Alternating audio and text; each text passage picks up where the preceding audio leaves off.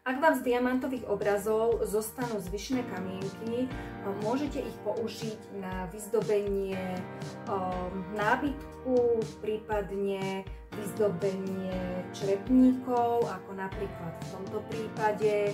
Vyzdobíme si tento biely črepník. Mám pripravenú takúto šablónu. Výhoda tejto šablóny je, že každé jedno políčko je vo veľkosti kamienkov. Kamienky budú okrúhle, takže môžeme ich priamo naliepať do tejto šablóny. Šablónu si vystrihnem a nalepím ju na črepník. Na to, aby som mohla použiť túto šablónu, potrebujem obojstrannú lepiacu pásku. Budeme potrebovať misku, lepiaci gel, pero, nožnice, jedno druhé.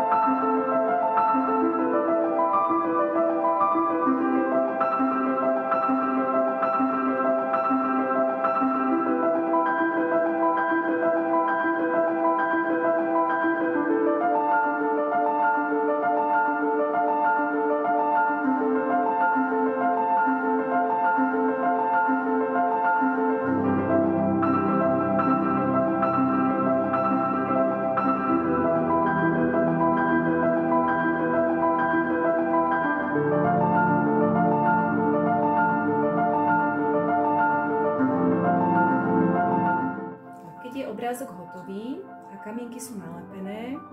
Ideálne je to zafixovať lepidlom alebo lakom na vlasy. Z toho dôvodu, že po okrajoch nám zostala lepiaca páska, ktorá stále lepí, takže by sa nám tam časom nalepili nečistoty.